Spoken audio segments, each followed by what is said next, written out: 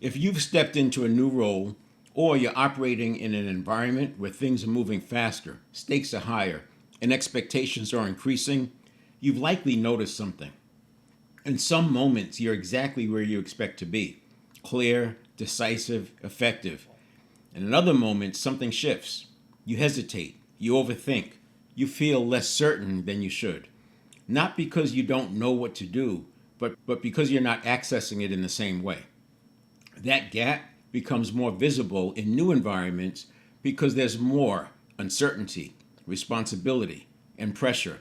So what used to feel automatic now requires effort. And that's where most people start to question themselves. But this is not about confidence, and it's not about capability. It's about something much more specific. So as we go through this, you'll be able to map it directly to your own experience, if it's there. And if not, this won't be relevant. Before we get into the model, I want to frame how to listen to this. If you hear this through the wrong channel, it'll sound like something you've heard before. There are three things to keep in mind.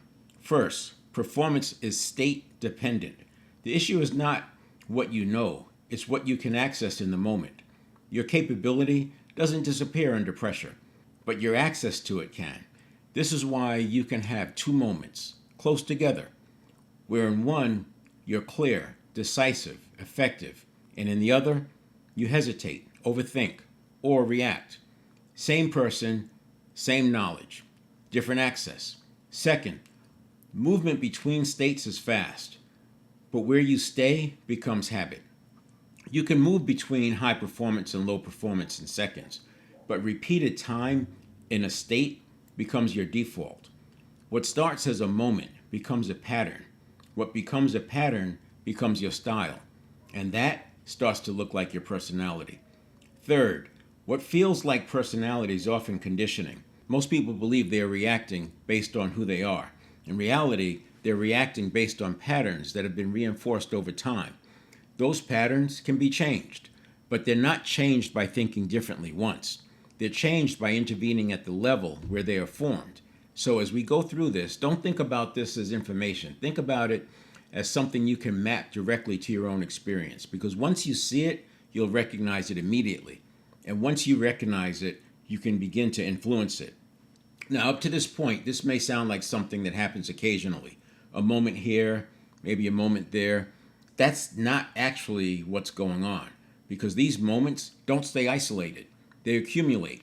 Every time you drop from clarity into hesitation, every time you react instead of direct, if you lose access for even a few seconds, it doesn't just affect that moment. It affects the decision, the way you communicate the decision, even the way other people respond, and in turn, what happens next. So performance becomes inconsistent at the moment level and compounds at the life level. Over time, that inconsistency starts to look like a leadership style, a pattern others adapt to, or in some cases, a limitation, not because that's your capability, but because that's what shows up often enough to define you. That's the real cost. And the reason most people don't address it is simple. They don't have a way to see it clearly. They experience it, they feel it, but they don't have language for it. So they default to explanations like pressure, personality, confidence, experience, maybe even identity. But those don't actually explain the pattern. What does explain it is structure. And that's what I'm going to show you now. The model I'm going to walk you through is called the 5 levels of personal leadership. It's simple on the surface, but it explains something most people experience and don't have language for. At the center is stabilized. This is where most people operate when things are normal. You're functional, you're capable, you're getting your work done. You're not at your peak, but you're operating effectively enough. Below that is destabilized. This is where reactivity begins. You're still functioning, but something has changed. Your attention starts to narrow. Your thinking becomes less flexible. You start reacting to what's happening instead of directing it. You may feel pressure, urgency, or uncertainty. Below that is collapse. This is where performance breaks down. At this level, you're no longer responding to reality. You're reacting to your own internal reactions. Thoughts loop. Options disappear. Clarity drops significantly. This is what people often describe as spiraling or freezing, shutting down. Now, above stabilized is agency. This is where performance becomes intentional. You're directing your attention, you're applying what you know, and being proactive, making decisions with clarity. You're not just responding, you're leading your own thinking. Let that sink in. Leading your own thinking. It's the difference between responding and reacting. Above that is expansion. This is peak performance. This is where output increases, clarity sharpens, and execution accelerates. People often describe this as being in the zone. Now, here's the key point. You don't live in one of these levels. You move between them throughout the day, across situations, often without realizing it. And over time, where you spend the most time determines your results, not just in individual moments, but across your career. If you spend more time in destabilized or collapsed, your performance becomes inconsistent. If you spend more time in agency, your performance becomes reliable. If you access expansion more frequently, your performance compounds on an upward trajectory. So the question is not what level am I in? The question is how often do I move between these levels and how quickly can I recover? Because that determines everything. Let's look at what actually pulls people down. The shift from stabilized to destabilized, usually it's triggered by a few consistent conditions: time pressure, ambiguity, social or status threat, cognitive overload. You've experienced all of these. A deadline moves up unexpectedly. Information is incomplete, but a decision is still required. Someone challenges your judgment, or there's simply too much coming at once. Each of these consumes attention. Each of these reduces bandwidth. And when bandwidth drops, performance follows. If that continues, you move from destabilized into collapse. And this is where things change, because now you're no longer responding or even reacting to the actual situation. You're reacting to your reaction to the situation. Internal looping starts. One thought becomes five. Five become 10. And each one becomes more negative, more urgent, more certain. At that point, your system is no longer processing reality. It's processing an internally generated stimulus, and performance drops quickly. This is why you can have a situation that objectively is manageable, but internally feels overwhelming, because the system has shifted. To understand why this happens, we need to shift how we think about how the brain works. Most people think in terms of the subconscious mind. That framing is not useful. A more accurate way to think about this is as a network of neurons. You have billions of neurons, each connected to thousands of others, trillions of connections. These connections form pathways, and those pathways are strengthened through repetition. The more a pathway is used, the more it becomes the path of least resistance. That's what we call a habit. Now that's where this becomes important. When a stimulus occurs or something happens in your environment, your brain processes that information extremely quickly, not at the level of conscious thought, at the level of neural activity.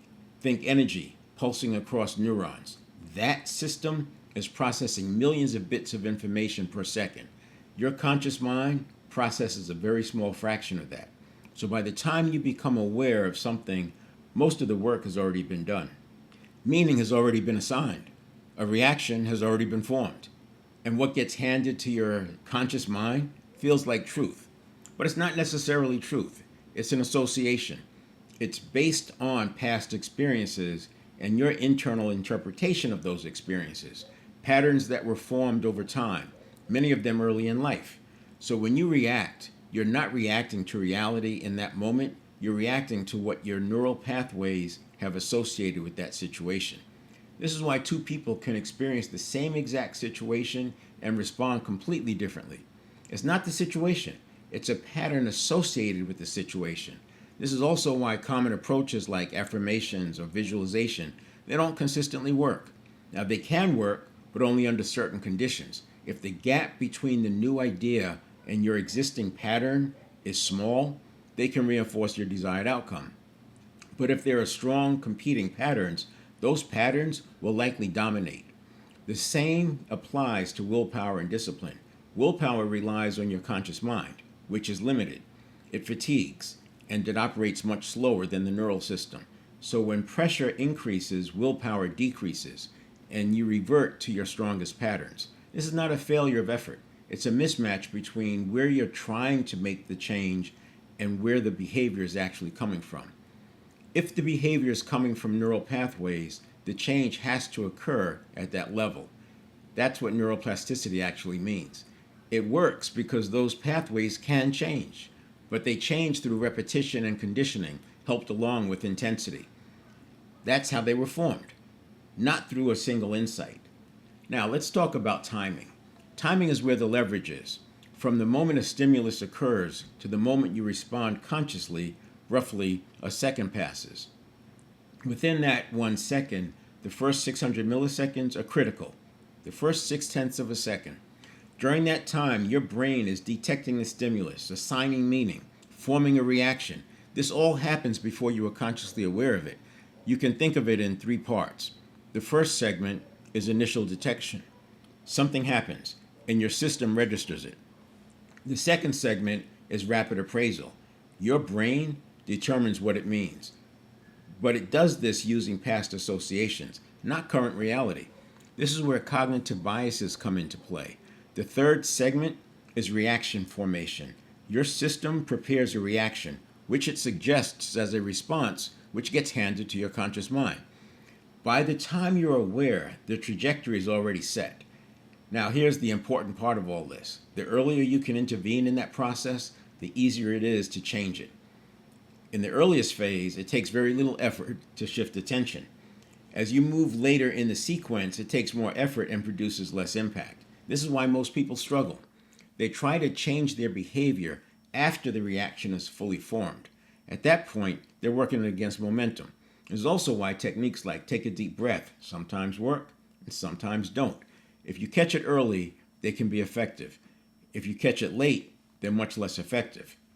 So the goal is not just to respond better, it's to detect earlier and intervene earlier. But these have to be conditioned like habits because they happen prior to conscious awareness. In short, earlier detection gives you more control and impact with less effort. Now, let's look at the other side of this because you've also experienced moments where none of that is happening. Moments where, despite the complexity, you're clear. You're able to see the situation accurately. You're able to make decisions without hesitation. You're able to communicate in a way that aligns people, and you're able to do it without feeling like you're forcing it. That's not random. That's a different operating state. In those moments, you have access to what you know, access to your experience, access to your judgment. You're not stuck in one interpretation. You can see multiple paths. You can prioritize effectively. You can adapt in real time. And in a growing company, in a rapidly changing environment, that matters more than almost anything else because growth introduces variability. Things change quickly, roles evolve, decisions have second and third order effects. So the ability to operate with clarity under those conditions becomes a multiplier. Now, take that one step further. If you increase the amount of time you spend in that state and reduce the amount of time you spend in the lower states, the difference is not incremental. It compounds exponentially. You make better decisions more consistently. You communicate more clearly. You build trust faster. You establish credibility earlier. And importantly, you conserve energy because instead of fighting the situation, you're working with it. This is especially critical in your first 90 days in a new role or after a promotion because that period is not just about learning. It's about trajectory. The patterns you establish early tend to persist. Most people have experienced that, but don't know why. So if your experience is reactive, inconsistent, high effort, that tends to carry forward. If your experience is clear, adaptive, controlled, that becomes your baseline. The goal then is not perfection. The goal is increasing time in the states where you can operate effectively and reducing time in the states where you can't. And that's something that can not only be influenced, it can be directed. If you've been trying to get better at this, you've probably already gone down a few paths. You've read about leadership frameworks, you've worked on mindset, you've tried to be more intentional, more disciplined, more focused, and in some situations, those things help, but not consistently, especially not under pressure. And that's the part most people don't question. They assume the issue is, I need more time. I need more experience. I need to get more comfortable. But if you look closely, something else is happening. You already have the knowledge. You already understand what good leadership looks like. You already know how you should respond. But in the moment, you don't always execute that way. That gap, the one between knowing and doing, is where most people get stuck. And the reason they get stuck is because they're trying to solve it at the wrong level. Most of what's taught in leadership development is built around frameworks, communication models, strategic thinking. Those are useful, even necessary, especially as you scale, but they operate at the level of conscious thought. The problem you're dealing with is not primarily happening there. It's happening earlier. It's happening in how situations are interpreted before you're aware of it. That means when you try to apply a framework after your reaction is already formed, you're working against serious momentum. And that's why it feels inconsistent. The same applies to things like mindset work or positive thinking. They can help in low pressure environments, but in high pressure environments like stepping into a new role, in a company that's scaling, in a rapidly changing environment, they don't hold up reliably. Because under pressure, your system doesn't default to your intentions, it defaults to your conditioning. And that's the part most people never address directly. They try to layer new ideas on top of old patterns instead of changing the patterns themselves. So effort increases, awareness increases, but results don't change, not proportionally. And over time, that leads to frustration because it feels like I know what to do, why am I not doing it consistently? Or I've tried everything. It's not a motivation problem. It's not a discipline problem. It's a mismatch between where the behavior is coming from and where you're attempting to change it. Until that mismatch is resolved, progress will be uneven. So if performance is driven by patterns, and those patterns are formed through repeated stimulus, reaction, response cycles, then the question becomes, how do you intervene in those cycles? That's what the 7-step reset is designed to do. At a high level, you go through tens of thousands of these cycles every day.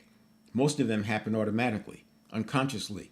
The 7-step reset is a way to bring awareness and control into selected cycles. Not all of them, but enough to begin shifting patterns. It focuses on 3 things. First, detecting the moment earlier.